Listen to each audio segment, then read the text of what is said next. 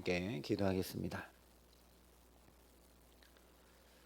아버지 하나님, 오늘도 우리의 어떠함 때문이 아니라 어떤 능력이나 자격 때문이 아니라 주님의 한량없으신 은혜와 사랑으로 이 첫 시간부터 주님 존전 앞에 불러주심을 감사합니다.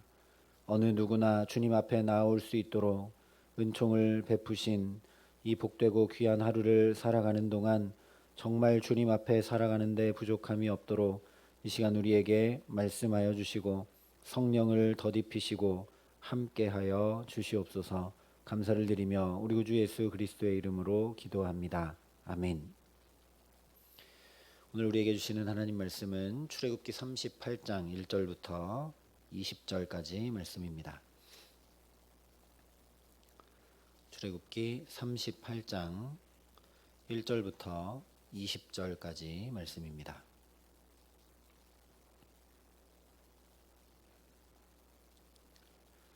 출애굽기 38장 1절부터 20절까지 말씀을 제가 봉독해 드리겠습니다. 하나님의 말씀입니다. 그가 또 조각목으로 번제단을 만들었으니 길이는 5규빗이요 너비도 5규빗이라. 네모가 반듯하고 높이는 3규빗이며 그 네 모퉁이 위에 그 뿔을 만들되 그 뿔을 제단과 연결하게 하고 제단을 노스로 쌌으며 제단의 모든 기구 곧 통과 부삽과 대야와 고기 갈고리와 불 옮기는 그릇을 다 노스로 만들고 제단을 위하여 놋그물을 만들어 제단 주위 가장자리 아래에 두되 제단 절반에 오르게 하고 그 놋그물 네 모퉁이에 채를 꿰 고리 넷을 부어 만들었으며 채를 조각목으로 만들어 놋으로 싸고 제단 양쪽 고리에 그 채를 꿰어 매게 하였으며 제단은 널판으로 속이 비게 만들었더라. 그가 놋으로 물두멍을 만들고 그 받침도 놋으로 하였으니 곧 회막문에서 수종드는 여인들의 거울로 만들었더라. 그가 또 뜰을 만들었으니 나무로 뜰의 남쪽에는 세마포 포장이 100규빗이라. 그 기둥이 20이며 그 받침이 20이니 놋이요 그 기둥의 갈고리와 가름대는 은이며 그 북쪽에도 100규빗이라.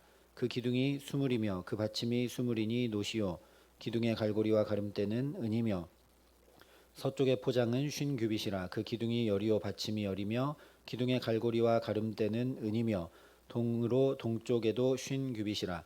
문 이쪽의 포장이 15규빗이요 그 기둥이 셋이요 받침이 셋이며 문 저쪽도 그와 같으니 뜰 문 이쪽 저쪽의 포장이 15규빗씩이요 그 기둥이 셋씩 받침이 셋씩이라.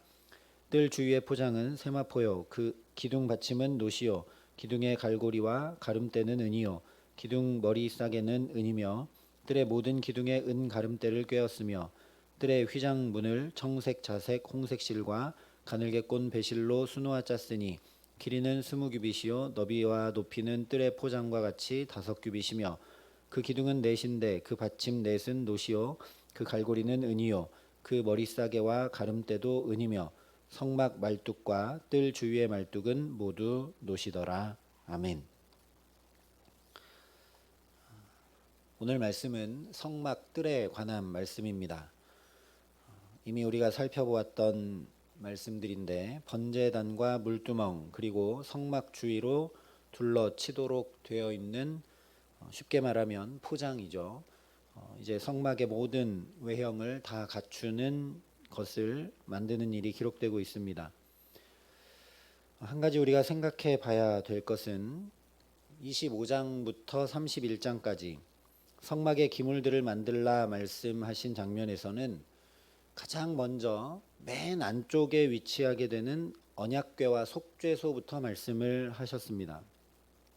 그리고 나서 진설병상, 등잔대, 그것들을 덮게 되는 성막의 천과 가죽과 널판들, 그리고 번제단, 제사장 의복, 분향단, 물두멍 순서로 말씀을 하셨습니다.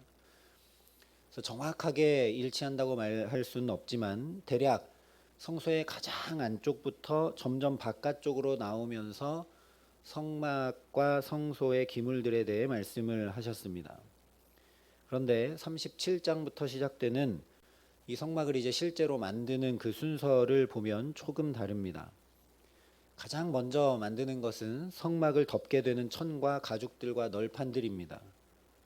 그리고 나서 성막 안에 빛이 되게 되는 언약궤, 진설병상, 등잔대, 분향단, 그 다음에는 성막 바깥쪽, 즉 오늘 성막 뜰에 빛이 되는 번제단과 물두멍, 맨 마지막으로 성막의 가장자리, 울타리를 쳐서 만드는 과정으로 진행이 됩니다. 처음 성막에 관해 말씀하실 때 가장 중요한 것은 성막의 핵심 의미, 바로 여기에 내가 임재하겠고, 여기서 내가 너와 만나겠고, 여기서 내가 너에게 말하겠고 하신 그 하나님의 임재가 가장 중요하기 때문에 속죄소와 언약궤가 가장 먼저 기록될 수밖에 없는 것이죠. 그러나 이것을 이제 실제 구현해내고 지어나가는 일에 있어서는 그 언약궤를 그냥 덩그러니 공터에 둘 수 있는 것이 아니기 때문에 먼저 성막을 짓고 그 후에 안에 비치하게 될 기물들을 순서대로 만들어가게 되는 것입니다. 근데 우리가 여기서 주목해야 될 것은 하나님께서 처음에 25장부터 31장까지 성막 설계도를 말씀하실 때나 또는 37장부터 시작돼서 쭉 이어가고 있는 성막을 지어가는 과정에서나 동일한 순서에 놓이게 되는 것이 바로 성막들이라는 사실입니다. 그래서 이것은 그저 순서상의 문제가 아니라 두 번에 걸쳐서 성막들이 강조되고 있는 것입니다. 왜냐하면 이 성막들에 번제단이 놓이게 되기 때문입니다. 지성소 안에 있는 하나님의 시은좌, 즉 언약궤 위에 두 그룹 날개 사이에 하나님 임재하시는 그 자리는 1년에 단 한 번, 딱 한 명 대제사장만이 들어갈 수가 있습니다. 또한 진설병상, 분향단, 또 금촛대가 있는 이 성소 안에도 제사장들 외에는 들어갈 수가 없죠. 그러나 오늘 만들게 되는 이 성막들에는 누구나 언제든지 들어올 수 있습니다. 누구나 언제든지 갈 수 있는 자리가 바로 이 성막들입니다. 그래서 동편 문을 열고 이 성막들에 들어가게 되면 가장 먼저 만나게 되는 것이 바로 번제단입니다. 이것이 중요한 사실입니다. 이 번제단은 앞서 27장에서 살펴봤던 것처럼 죄를 사함받을 수 있도록 마련된 것입니다. 누구나 제물을 가지고 나와서 그 제물에 자기의 죄를 안수해서 전가시킨 후에 잡아서 하나님께 드림으로 용서를 받게 되고 하나님과의 관계를 회복하게 됩니다. 그뿐만 아니라 이 번제단의 내 귀퉁이에 있는 뿔을 잡으면 죄인도 죽음을 면하도록 되어 있었습니다. 그래서 다윗이 시편 18편에서 여호와는 나의 구원의 뿔이시라고 노래했고, 누가복음에도 보면 성전에서 아기 예수님을 만난 사가랴가 우리를 위하여 구원의 뿔을 그 종 다윗의 집에 일으키셨다라고 찬양을 했습니다. 이처럼 언제나 누구에게나 하나님께 속죄받을 수 있는 길을 열어두셨다라는 것이 바로 번제단이 놓여있는 성막들의 가장 중요한 의미입니다. 누구나 나아갈 수 있는 자리이기 때문이죠. 이것이 바로 교회의 모습이어야 합니다. 선택된 자만 들어갈 수 있고 선택된 자만 하나님의 임재를 경험하게 한다면 그것은 교회일 수 없습니다. 언제나 누구에게든 하나님의 은혜와 사랑이 경험되고 누려질 수 있도록 환히 열려 있어야 하는 곳이 바로 교회라는 것이죠.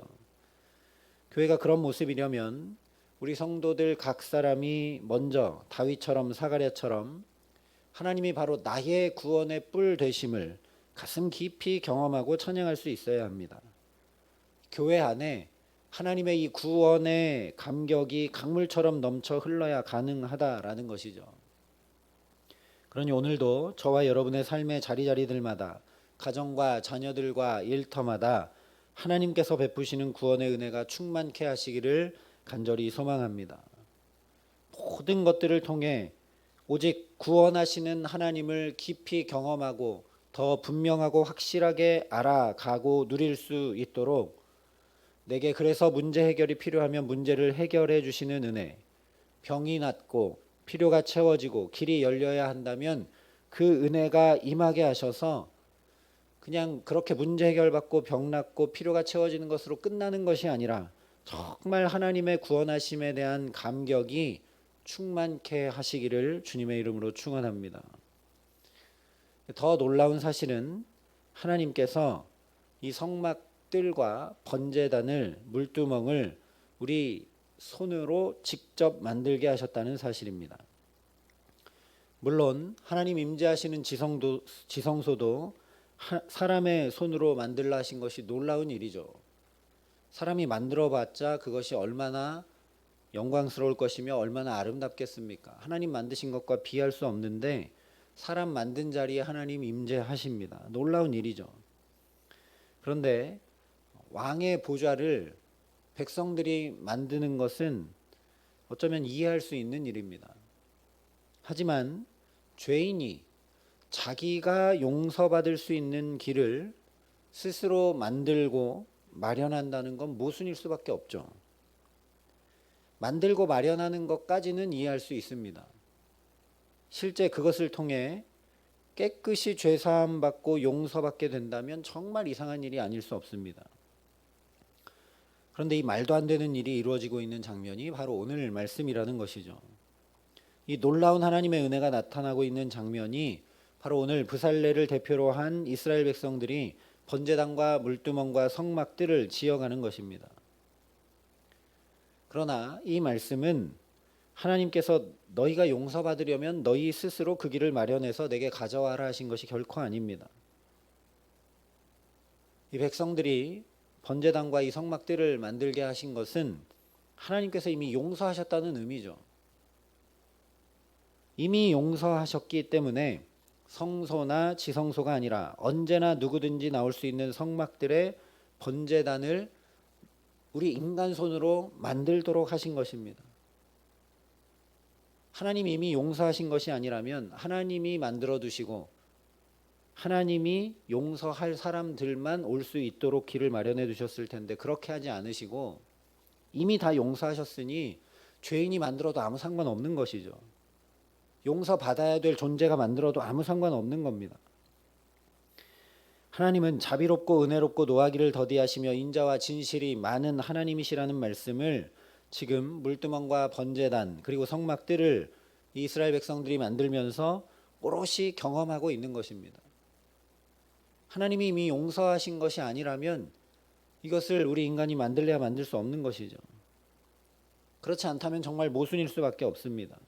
사람이 스스로 자기가 용서받을 수 있는 그 길을 만들고 그래서 그것을 통해 스스로 용서받게 된다면 하나님조차 필요도 없고 죄는 죄가 아니고 말게 되겠죠.